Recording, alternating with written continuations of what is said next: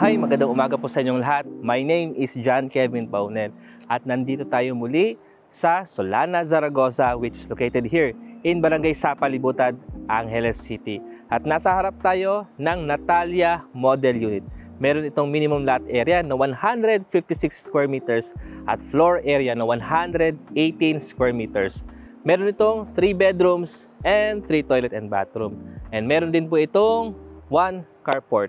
But before we proceed on the further details of this model unit, if hindi ka pa nakasubscribe, please click that subscribe button and hit the notification bell para ma-update po kayo sa mga susunod nating videos. Alam mo po, excited na sila, kaya wag na po natin patagalin. Let's begin! Good morning sa inyong lahat. So previously nakapag-vlog na ho tayo ng Alexandra, Isabela Grand, Mira, and last is yung Rania model. And ito naman po yung current iba-vlog po natin, the Natalia model. So the difference po ng Natalia model, pagdating doon sa Isabela Grand at saka doon sa Mira, meron siyang balcony pero hindi siya sinakop niya yung sa harapan. Parang halos kagaya lang din po siya ng Rania model. If napanood nyo po yung vlog po na yun, panoorin nyo na lamang po. Just like what I've said sa mga previous vlog po natin, single detached, lahat ng model unit natin, kaya may ikutan mo yung paligid. May setback siya left and right, tsaka sa front and back. Okay, pag-usapan natin itong facade.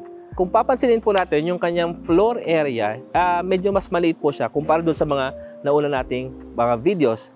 Pero kahit na ganun, kung ikukumpara naman po natin sa mga other projects na binavlog po natin, napaka-spacious pa rin naman po nito. If naghahanap po sila ng medyo mas lower price doon sa mga naunang model unit po natin, perfect na i-consider ang Natalia model. So let's proceed.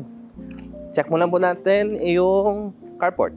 So yung carport natin, 1 vehicle carport lang po siya. Pero kung mapansin nyo, napakahaba. Kaya kung magpapalagay po kayo ng fence and gate, meron ka pang extra space for a tricycle. Covered na yung ating carport. And then, pagdating naman po sa ating frontage, yung setback niya, mga nasa 3 meters. Magmula dun sa porch po natin. Yung pintuan po, dito talaga siya sa front. Pero mamaya natin tatakal po yan. So sa harapan naman po, makikita po natin dito sa left side po ng Natalia model, meron po mga wall tile cladding all the way straight hanggang dun sa pinaka second floor. Kapag na-turn over po yan, usually pa iba-iba yung mga ginagamit po ng mga cladding po dyan. It's either tiles or bricks. Depende po. Para at least po, meron pong distinction. Baka mamaya kasi yung kapitbahay nyo, Natalia din yung kunin. At least, ginagawa po nila, pinag-iiba-iba po nila sa pamamagitan po ng mga finishes. At makikita po natin, yung cream yung ginamit po na exterior paint. We have the tinted na glass window mula dito sa ground and the second floor. Yung setback natin dito sa gilid, so check natin. Ayun po yung palatandaan po natin. So mga estimated nasa 1.5 meter setback space. Punta tayo sa likod. Tignan naman natin yung mga available space natin. So ito yung palatandaan natin dyan. So dito naman po, halos pareho lang po. Pantay lang siya. Nasa 1.5 meter setback space. So, doon naman tayo sa carport para makita naman po yung another setback sa right side ng Natalia model. By the way, if matagal ka na nakasubaybay sa ating video pero hindi ka pa nakasubscribe, click mo yung subscribe button para at least ma-notify po kayo sa mga susunod nating videos. Nakalimutan kong banggitin, yung carport natin, paved na po yan. Meron tayong nakabang na electrical outlet dito. Yung ating hangganan or the boundary, ito po yung line ng ating carport po natin. Pagkatapos po, all the way straight. So, parang mga nasa 1.5 meter setback space din. Yan yung mga available space po natin dito. So, nandito ulit tayo sa harap po ng pintuan. But before we proceed into the interior space, so nakita nyo naman, most likely or mostly, elevated naman talaga yung doorstep po bago tayo pumasok at least. And then, kagaya po naman nabanggit po natin sa mga previous vlog, yung ating pintuan dito is a steel door. Pasok po tayo. So, pagpasok po natin dito sa Natalia model, unang bubungad sa atin ang formal living area. At mapapansin po natin, ito po, this is a 3-seater sofa and a 2-seater sofa here. Hindi po na nakasagad yung mga upuan natin, kaya makikita po natin na meron pang enough space, siguro mga around 12 inches. Tapos may side table tayo dito, and yung mga nabanggit po natin, may window tayo. By the way, yung mga gamit po dito are just interior design po So mga sample ano lang po ito. Para at least meron ho kayong idea, dress up model kumbaga, para lahat po ng mga interested na mag-visit po dito sa Natalia model, makita po nila ano ba ang itsura ng bahay kapag meron pong gamit. Yung height floor to ceiling, mga nasa 9 feet po siya. Yung ating ceiling po, makikita po natin, this is a metal deck yung ginamit with a concrete slab pagdating sa second floor. Yung flooring natin, ceramic floor tiles siya. And then, before tayo pumunta rito nakalimutan kong banggitin itong part na to. Meron ka pang enough room dito. So dito sa right side, yung formal living area. And then you still have enough room for this space. Meron tayong fixed window dito. And ito po yung partition po natin. Kaya hindi po agad nakikita yung main kitchen natin. And then, this is our formal dining area. Kitang-kita naman po. This is a 6-seater dining table. Meron tayong window dito sa 2-panel sliding glass window at may electrical outlet sa area na to. Dito naman po yung ating main kitchen area. Ito po, may partition tayo dito. Ito yung nagharang po para hindi agad ma-expose yung ating main kitchen. Parang pantry mo na to. Pwede mong ilagay po yung refrigerator mo dito. Tapos may mga shelves tayo dyan. And yung ating kitchen countertop, meron siyang tiles. Meron pong double stainless steel sink at saka ito pong faucet natin. Meron po tayong 2-panel sliding glass window dito. At sa magkabila, meron po tayong mga shelves and cabinets. And an electrical outlet. Yan po. Kasama na rin po yung range hood at saka yung ating gas range. Ito po yung access po natin dito sa gilid. Na kung galing ka dito sa carport, and then may grocery ka, and then meron ko kayong bisita dyan.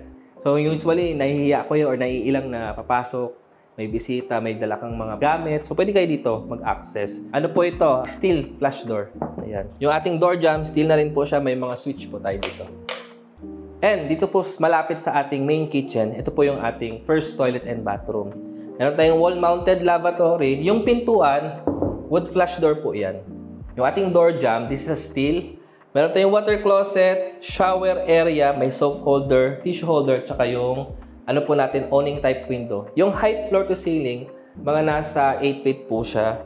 And then, yung tiles from the shower area is halfway lang po yun. So nakita na po natin yung mga interior details like the living area, the dining area, at saka yung toilet and bathroom, pati yung main kitchen natin. Pag-usapan naman po natin yung staircase. Makikita po natin na napakalapad po ng staircase po natin. Mga nasa 1 meter po siya. Yung ating stair treads is a solid wood with wood handrail, steel railing. So akit naman po tayo and pag-usapan po natin yung mga details upstairs. Tara po. Sa pag-akyat po natin dito sa second floor, ang una natin mapapansin, of course, yung flooring. Vinyl tiles po yung in-install po dyan. At meron pa rin tayong railing dito. Yung mga window po natin, we have 3 fixed vertical window. Okay? Meron tayong outlet dito. Kayo na pong bahala kung ano pong gagamitin niyo po itong space na meron tayo dito. Before we proceed sa mga available bedrooms, check naman po natin yung ating second toilet and bathroom. So this is our second toilet and bathroom. Same pa rin na wood flush door yung gamit.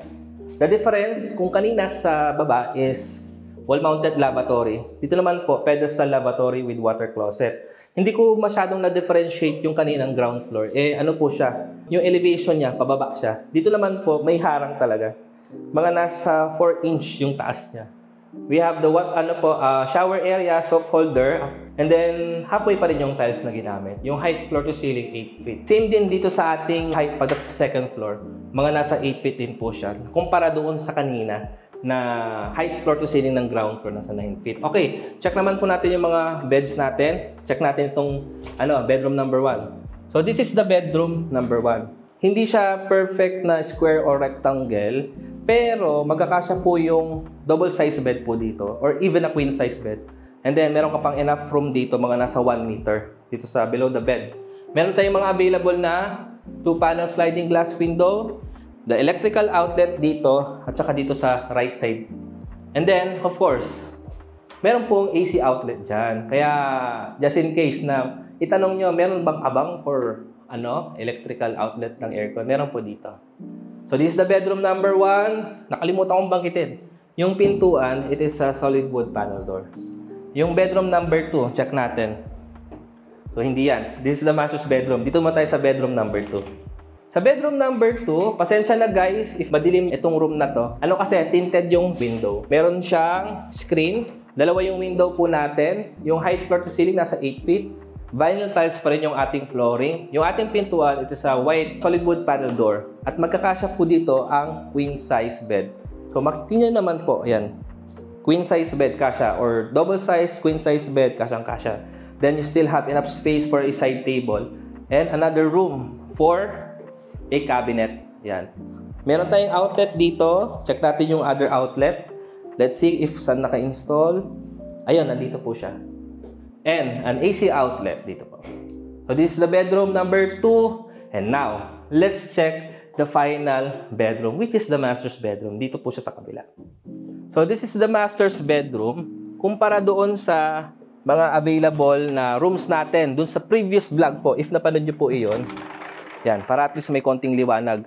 Dito po, medyo may kaliitan siya kumpara doon sa mga previous na model units po natin. But still, spacious pa rin naman po siya. Kumpara dito sa regular beds ng Natalia model, kitang-kita naman po, this is a queen size bed. Ayan po. Yan. Pag gumanyan na po ako, makikita nyo kung gaano kalapad po. Ibig sabihin, queen size bed talaga to. And then, meron tayong enough room dito or space, electrical outlet dito. Same din dito, meron tayong mga nasa 1 meter space. May magkabila po tayong mga 2-panel sliding glass window at yung po tinuturo kong yon ang AC outlet po natin. Okay.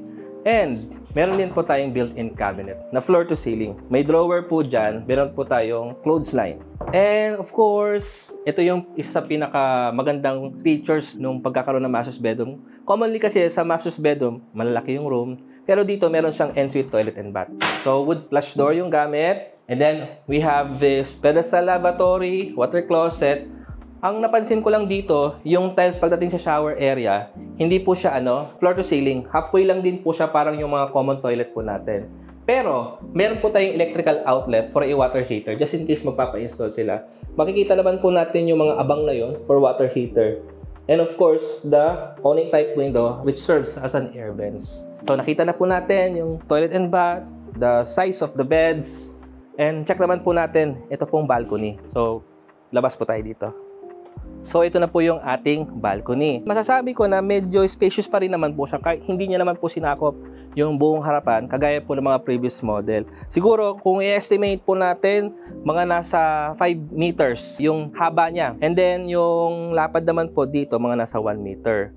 Meron po tayong sill railing. Meron tayong dalawang drain dito, sa gitna, tsaka dito sa pinakadulo. So, perfect po ito as an area kung saan tanaw na tanaw nyo po yung outside. Gusto nyo magpahangin, stress kayo, magko-coffee ka, bandang hapon or morning, dito kayo pupunta. So, napag-usapan na po natin yung interior space, the exterior details, and now, let's go back dito sa harapan ng Natalia model at pag-usapan naman po natin yung other details. Tara po.